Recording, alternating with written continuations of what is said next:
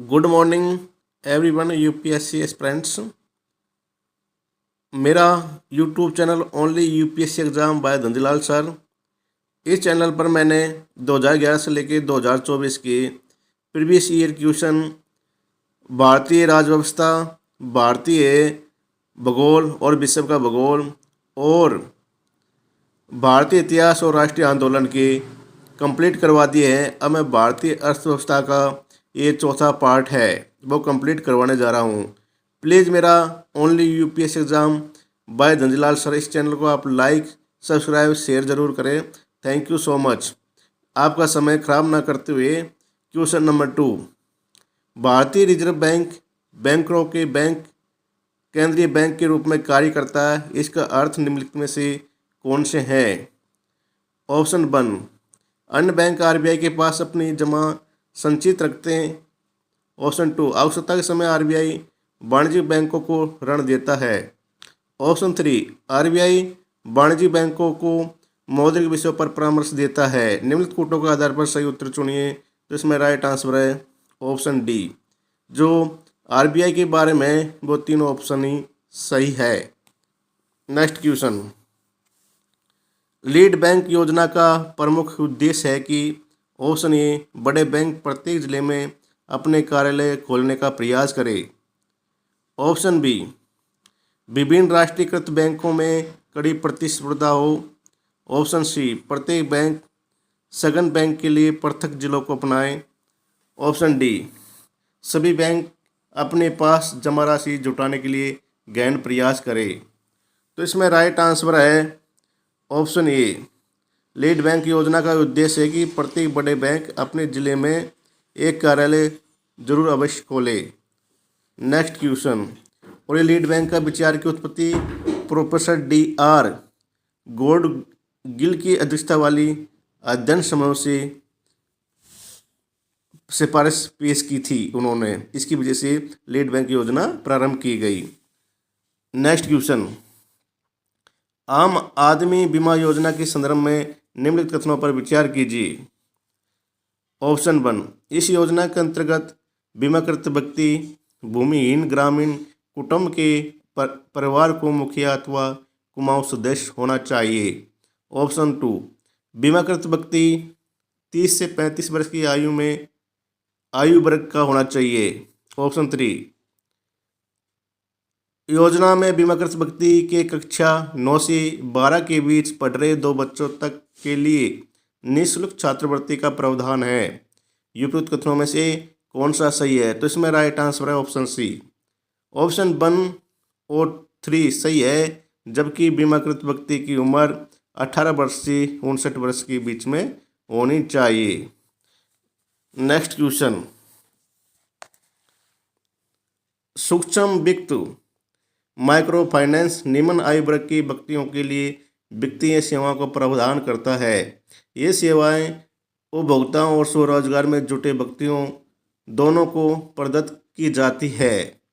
सूक्ष्म वित्त के अंतर्गत जो सेवा उपलब्ध की जाती हैं वह हैं ऑप्शन 1, ऋण सुविधाएं। ऑप्शन 2, बचत सुविधाएं। ऑप्शन 3, बीमा सुविधाएं। ऑप्शन 4, निधि अंतरण सुविधाएं। तो इसमें राइट आंसर है ऑप्शन डी। इसमें उपरोक्त सभी सही हैं। जो सूक्ष्म वित्त है उनसे ये निम्न सेवाएं की जाती हैं: ऋण सुविधाएं, बचत सुविधाएं, बीमा सुविधाएं और निधि अंतरण सुविधाएं। नेक्स्ट क्वेश्चन, वाणिज्य बैंक कॉमर्शियल बैंक द्वारा दिए जाने वाले लोक लुभाऊ ऋण टीजर लोन क्यों आर्थिक चिंता के विषय हैं? ऑप्शन 1, लोक लुभाऊ ऋण अधोमुखी ऋणों सब प्राइम लैंडिंग के ही एक रूप समझे जाते हैं तथा बैंकों को यह जोखिम रहता है कि भविष्य में उनके ऋण चुकता ना हो। ऑप्शन 2, देश में लोक लुभाऊ ऋण टीजर लोन मुख्यतः अनुभवहीन उद्यमियों को उत्पादन संबंधी अथवा निर्यात इकाइयां स्थापित करने के लिए दिए जाते हैं। तो इसमें राइट आंसर है ऑप्शन 1। जो ऑप्शन 1 है वो सही है, क्योंकि लोक लुभाऊ ऋण एक सब प्राइम लैंडिंग के ही रूप समझे जाते हैं तथा बैंकों को यह जोखिम रहता है कि भविष्य में उनका ऋण चुकता न हो। पहले ये लोन सस्ती दरों पर दिए जाते हैं और उसके बाद में इनकी इंटरेस्ट रेट बढ़ा दी जाती है, इसलिए टीजर लोन लोक लुभाऊ ऋण होते हैं। नेक्स्ट क्वेश्चन, भारतीय रिजर्व बैंक के बैंक दर कम करने के फलस्वरूप बाजार में तरलता बढ़ जाती है। ऑप्शन बी, बाजार की तरलता घट जाती है। ऑप्शन सी, बाजार की तरलता पर कोई प्रभाव नहीं पड़ता। ऑप्शन डी, वाणिज्य बैंक अधिक जमा पूंजी संग्रहित कर लेते हैं। तो इसमें राइट आंसर है ऑप्शन ए, बाजार की तरलता बढ़ जाती है, क्योंकि बैंक दर कम होगी तो बैंक से लोन लोग अधिक लेंगे, अधिक लोन लेंगे तो उस पैसे को वो निवेश करेंगे, खर्च करेंगे, इसलिए बाजार में और लोगों के पास में मुद्रा बढ़ जाएगी। नेक्स्ट क्वेश्चन, राजकोषीय नीति एवं कर संरचना।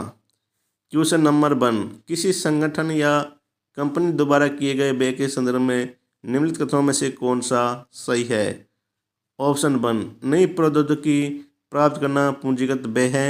ऑप्शन 2, ऋण वित्तीयन की पूंजी को पूंजीगत व्यय माना जाता है, जबकि इक्विटी वित्तीयन को राजस्व व्यय माना जाता है। नीचे दिए गए कोड का प्रयोग कर सही उत्तर चुनिए। तो इसमें राइट आंसर है ऑप्शन ए, जिसमें ऑप्शन ये है, ऑप्शन 1 है वो सही है, क्योंकि नई प्रौद्योगिकी प्राप्त करना ही पूंजीगत व्यय है, जबकि ऋण वित्तीयन को पूंजीगत व्यय माना जाता है, जबकि इक्विटी वित्तीयन को राजस्व व्यय माना जाता है। ये विपरीत दे रखा है, इसलिए ऑप्शन 2 गलत है, क्योंकि इक्विटी वित्तीयन को पूंजीगत व्यय और ऋण वित्तीयन को राजस्व व्यय माना जाता है। नेक्स्ट क्वेश्चन, भारतीय अर्थव्यवस्था के संदर्भ में निम्नलिखित तथ्यों पर विचार कीजिए। ऑप्शन 1, घरेलू वित्तीय बचत का एक भाग सरकारी ऋण ग्रहण के लिए जाता है। ऑप्शन 2, नीलामी में बाजार संबंधित दरों पर जारी दिनांकित प्रतिभूतियां आंतरिक ऋण का एक बड़ा घटक होती है। उपयुक्त कथनों में से कौन सा सही है। तो इसमें दोनों ऑप्शन ही सही है, ऑप्शन 1 और 2 दोनों सही है। भारतीय अर्थव्यवस्था के संदर्भ में मतलब एक सरकारी ऋण ग्रहण के लिए जाता जो घरेलू वित्तीय बचत का, दूसरा नीलामी में बाजार संबंधित दरों पर जारी दिनांकित प्रतिभूतियां आंतरिक ऋण का एक बड़ा घटक होती है। नेक्स्ट क्वेश्चन, भारतीय अर्थव्यवस्था के संदर्भ में मांग प्रेरित मुद्रास्फीति या उसमें वृद्धि निम्नलिखित किन कारणों से होती है। ऑप्शन 1, विस्तारकारी नीतियां। ऑप्शन 2, राजकोषीय प्रोत्साहन। ऑप्शन 3, मुद्रास्फीति सूचकांकन मजदूरी इन्फ्लेशन इंडेक्सिंग बेजेज। ऑप्शन 4, उच्च क्रय शक्ति। ऑप्शन 5, बढ़ती ब्याज दरें। नीचे दिए कोड का प्रयोग कर सही उत्तर चुनिए। तो इसमें राइट आंसर है ऑप्शन ए, जो ऑप्शन 1 विस्तारकारी नीतियां, राजकोषीय प्रोत्साहन और उच्च क्रय शक्ति से मांग प्रेरित मुद्रास्फीति में वृद्धि होती है, जबकि बढ़ती ब्याज दर से और मुद्रास्फीति संकुचन मजदूरी से मांग प्रेरित मुद्रास्फीति में वृद्धि नहीं होती, घटती है। नेक्स्ट क्वेश्चन, आर्थिक मंदी के समय निम्नलिखित में से कौन सा कदम उठाए जाने की सर्वाधिक संभावना होती है। ऑप्शन ए, कर की दरों में कटौती के साथ साथ ब्याज दर में वृद्धि करना। ऑप्शन बी, सार्वजनिक परियोजना पर व्यय में वृद्धि करना। ऑप्शन सी, कर की दरों में वृद्धि के साथ साथ ब्याज दरों में कमी करना। ऑप्शन डी, सार्वजनिक परियोजना पर व्यय में कमी करना। तो इसमें राइट आंसर है ऑप्शन बी, सार्वजनिक परियोजना पर व्यय में वृद्धि करना। ये आर्थिक मंदी के समय एक उठाए जाना सर्वाधिक कदम की संभावना है।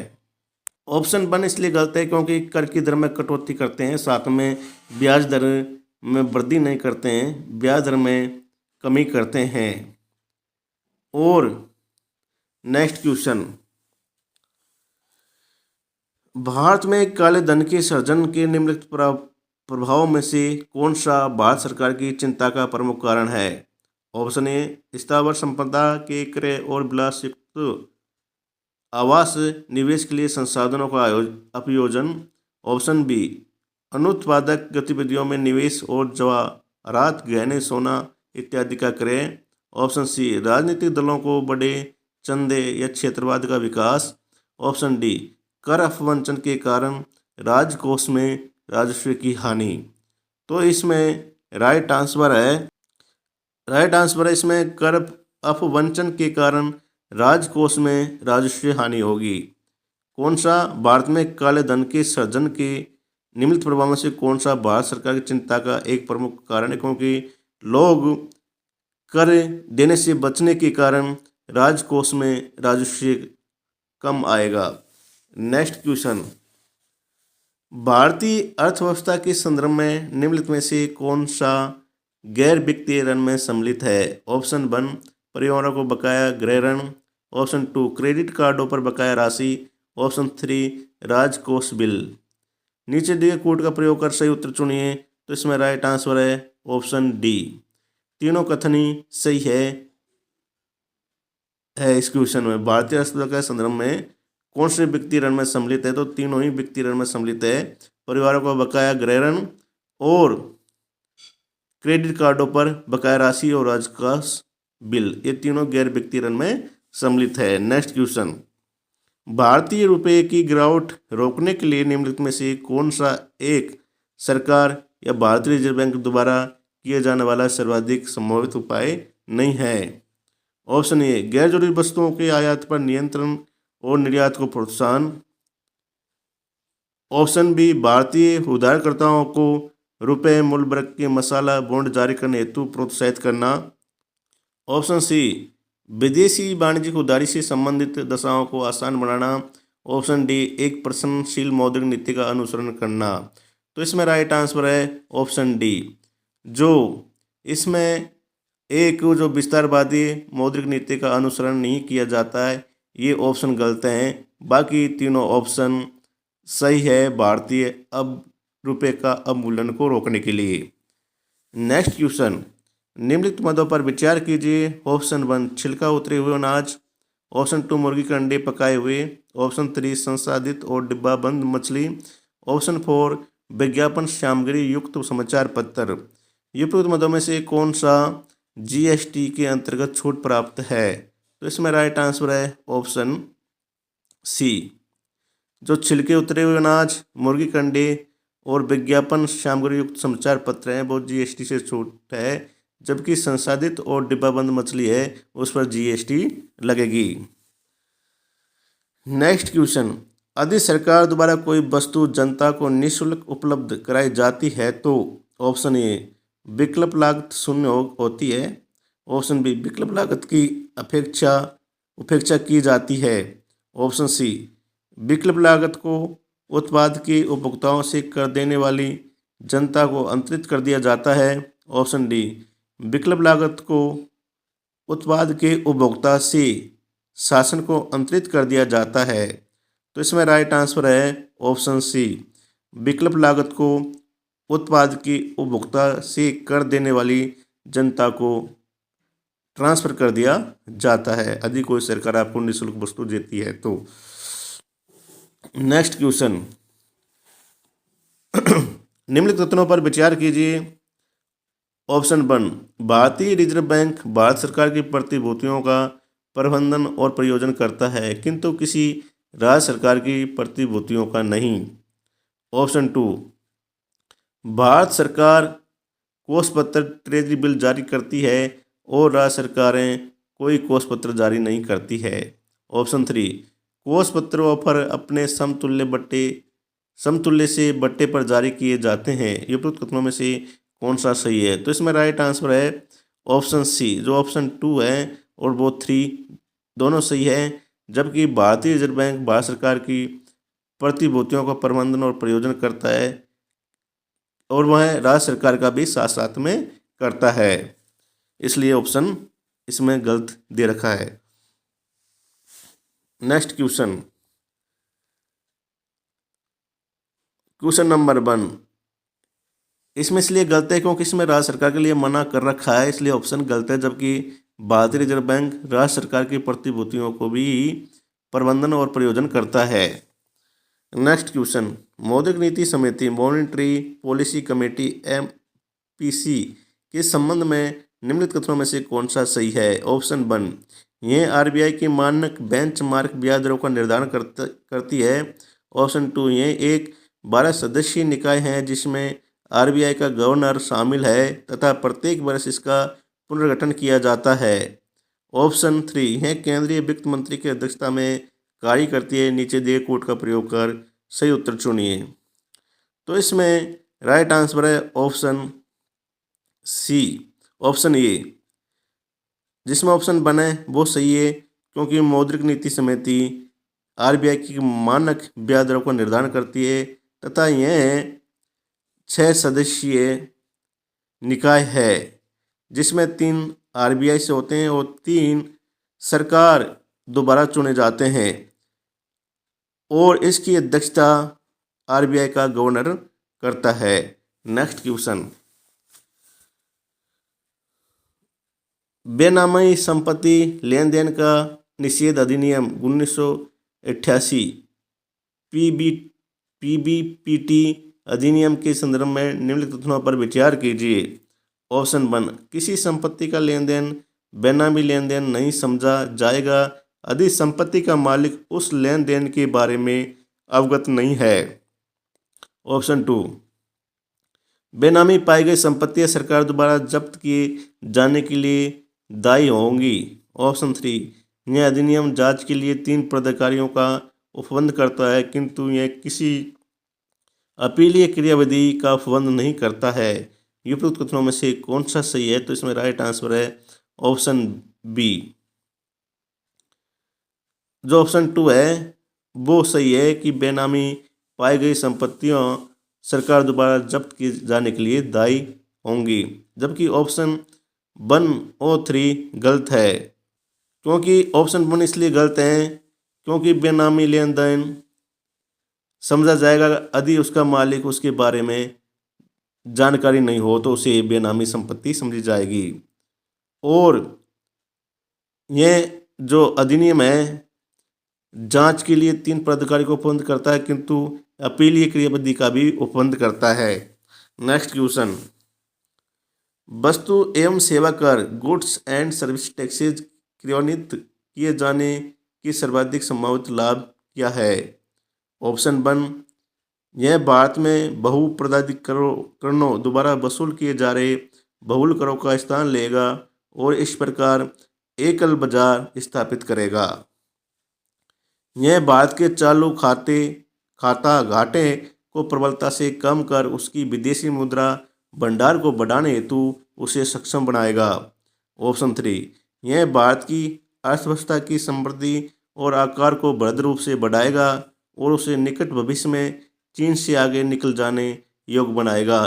नीचे दिए कोड का प्रयोग कर सही उत्तर चुनिए। तो इसमें राइट आंसर है ऑप्शन ए, क्योंकि GST का उद्देश्य है कि सभी करों को एक साथ करके एक कर लिया जाए।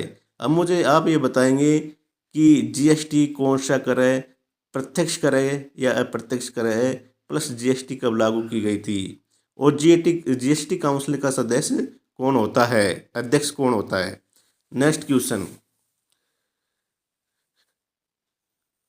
साल दर साल लगातार घाटे का बजट रहा, घाटे को कम करने के लिए सरकार द्वारा निम्नलिखित में से कौन सी कार्रवाई की जा सकती है? ऑप्शन 1, राजस्व व्यय को घटाना।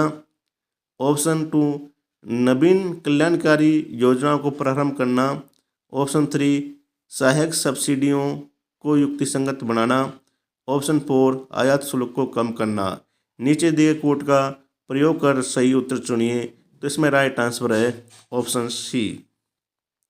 जो घाटे का बजट रहता है उसको सरकार पूर्ति करने के लिए राजस्व व्यय को कम करती है और जो सब्सिडी देती है उसको युक्तिसंगत बनाती है।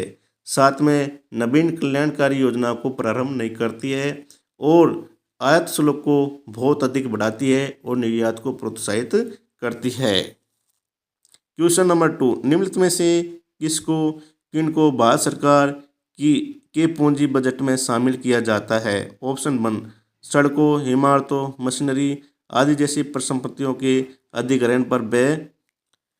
विदेशी सरकारों से प्राप्त ऋण।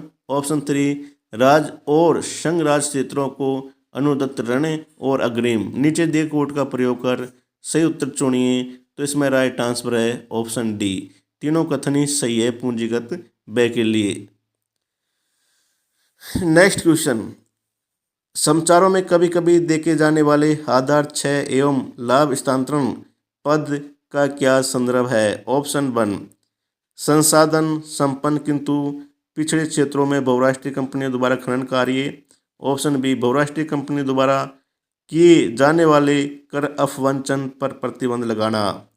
ऑप्शन सी बहुराष्ट्रीय कंपनी द्वारा किसी राष्ट्र के आनुवंशिक संसाधनों का दोहन। ऑप्शन डी विकास परियोजनाओं की योजना एवं कार्यान्वयन में पर्यावरण लागतों के विचार का अभाव। तो इसमें राइट आंसर है आधार क्षय एवं लाभ स्थानांतरण का पद का कि बहुराष्ट्रीय कंपनियों द्वारा किए जाने वाले कर से बचने पर प्रतिबंध लगाना। Thank you so much. Please मेरा इस यूट्यूब चैनल को लाइक, सब्सक्राइब, शेयर ज़रूर करें। Thank you so much. Next part मेरा कल सुबह ही आ जाएगा।